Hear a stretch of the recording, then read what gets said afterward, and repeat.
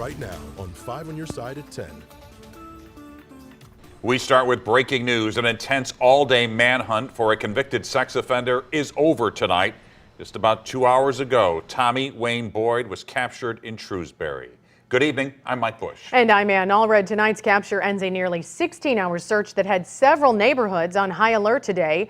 Boyd walked out of Mercy South Hospital off 270 and Tesson Ferry around 4 o'clock this morning. And just before 8 o'clock tonight, he was taken into custody about 7 miles away at the Deerberg store off of Watson. 5 on Your Side's Robert Townsend is live outside the store with the very latest. Robert. Hey there, Ann. You know, right now this Deerberg's parking lot is back to normal. But again, as you just mentioned, about 2 hours ago, let me tell you, lots of police officers moved in and arrested Tommy Wayne Boyd. Take a look at the video. Police telling us Boyd walked into the Deerbergs, at least tried to, but then officers with St. Louis County Police Department's Special Response Unit and federal marshals quickly moved in it and arrested him. Now here's video you can see about a dozen law enforcement officers surrounded Boyd, who had been on the run from police all day. Police then put him in a St. Louis County police car. We also saw them collecting a large plastic bag. At this hour, we still don't know what was in the bag. Again, police said around 4 this morning, security cameras at Mercy South Hospital caught Boyd on video walking quickly out of the South County Hospital and escaping from 2 officers. A state law enforcement source tells 5 on Your Side Boyd apparently escaped when one of the 2 guards assigned to watch him went to a restroom and the other guard fell asleep. Boyd then took a handcuff key from the sleeping guard and took off.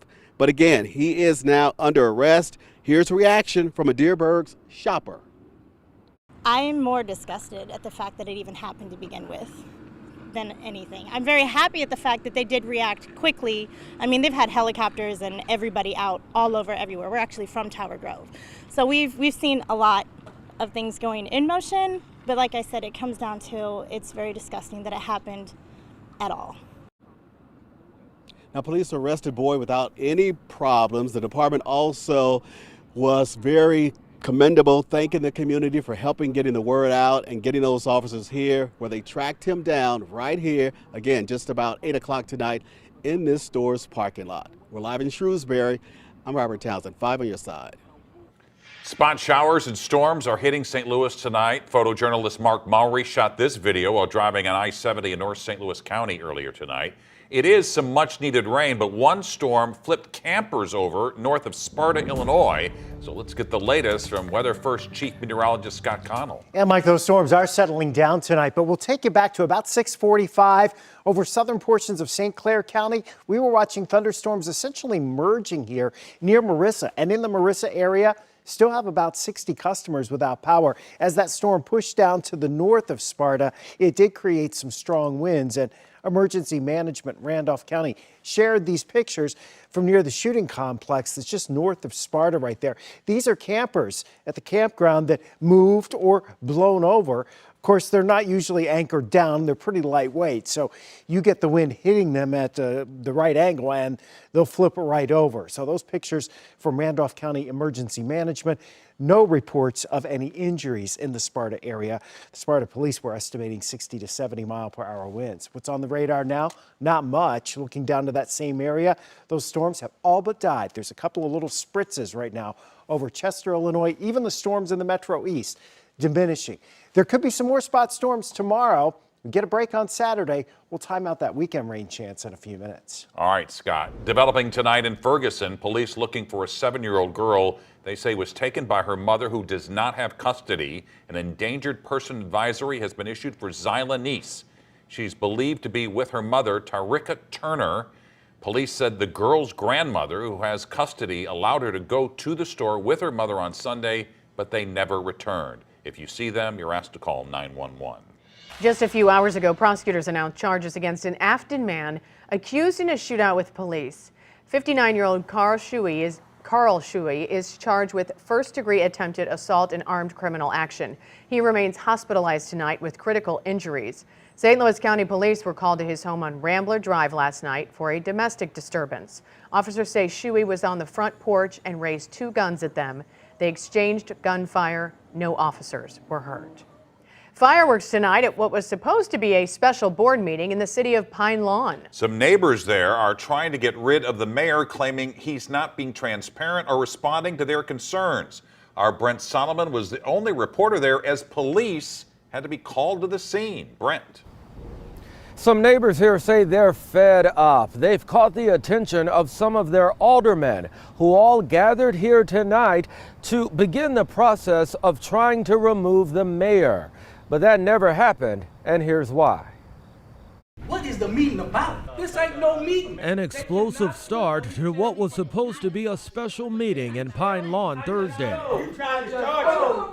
I don't play that game. You don't know who you're talking to. You need to get out of here tonight. Police called to the scene to make sure things didn't get out of hand when tensions escalated. Certain aldermen were planning to hire an attorney separate from the city attorney to oust Mayor Terry Epps.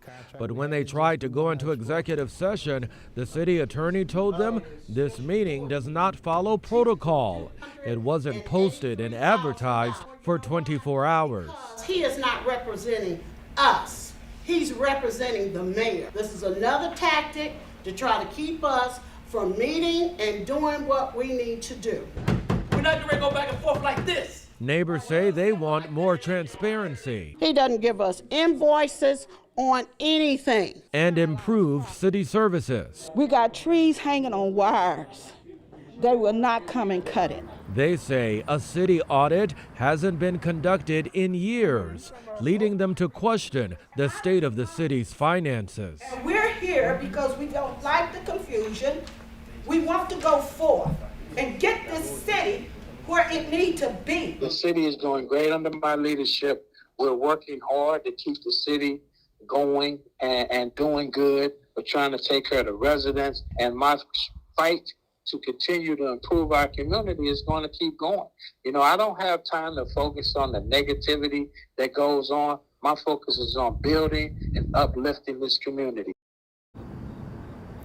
You know, the mayor has been in office here for nearly 8 years. He says the people elected him on 4 separate occasions. But that's not stopping that group of neighbors who you just heard from, who say they're getting with their aldermen right now to re-advertise their intentions and move forward.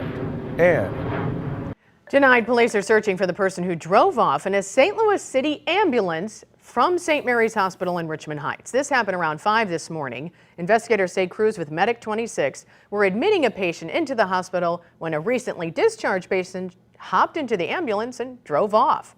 The ambulance was tracked and recovered about 9 miles away near the Dutchtown neighborhood. The ambulance was not damaged, nothing was taken, but that didn't quiet the concerns for Fire Chief Dennis Jankerson. It's a piece of equipment that people probably don't drive too often, so it's not an easy piece of equipment to drive. So first thing we're worrying about is this guy going to cause harm or injury to somebody else, not paying attention to what he's doing and not knowing the systems on the unit. So that's always a big worry for us. Chief Jankerson says the ambulances are designed to stay locked and running. The department is investigating whether there was a mechanical failure or if procedures were not followed. Confusion and frustration tonight for St. Charles residents over the cleanup of the city's ongoing water contamination issues. Just yesterday, the city shut down another well, and today Ameren filed a motion to have the city's latest lawsuit moved to federal court. 5 on your side, Laura Barczewski is in studio to break down what you need to know. Laura? Mike and Ann, residents tell me they're concerned. They say they just want the cleanup to move forward and the fighting to stop. This all started when the city of St. Charles found contaminants in drinking water wells in the Elm Point well field. The EPA ordered Ameren to clean up the contamination they found was connected to the Houston substation. They're now down to one well that produces over 700,000 gallons a day. What we would like to do is reopen the wells, clean them with this system that we bought for $12 million, and go ahead and move along. St. Charles Mayor Dan Borgmeyer says to monitor contamination, they were pumping water through well number 4 into the sewer system, which is the one closest to the substation. So what we're doing is checking it to see how effective it is. Well, all of a sudden, now we're getting vinyl chloride back in well 4. That chemical is the one they're most concerned about. The EPA sent out a letter this week asking the city to stop the well, claiming there are concerns from both them and Ameren. The pumping could spread the contamination and reduce the effectiveness of current cleanup efforts. They said if you interfere, we'll name you as a responsible party for the contamination too. So obviously they backed us off on that. Ameren tried to install an extraction well, saying, quote, an additional extraction well inside the Houston substation is necessary to counteract the city's most recent irresponsible action to use the obsolete well. But the extraction well plan from Ameren was not approved by the EPA, so the city of St. Charles went to court to try and stop them, leading to the latest development Thursday. Ameren filed a motion to get the lawsuit moved to federal court. Residents say they're tired of the fighting. Let the scientists do the work, follow the legal process, the CERCLA process, EPA process, and just get it cleaned up. However, the community needs to understand that it does take decades, and that's not willful. It's just, it is what it is. There is a court hearing scheduled for Monday, but tonight, St. Charles citizens and community partners formed a community advisory group to help keep each other informed, and we'll have more information about how you can get involved on KSTK.com. Tomorrow, a visitation will be held for a fallen Marine from the Metro East. Tonight, more than 200 volunteers place flags along a 7-mile stretch in Belleville to honor Captain Eleanor LeBeau Cook. She was one of 3 U.S. service members killed in a training exercise in Australia last month.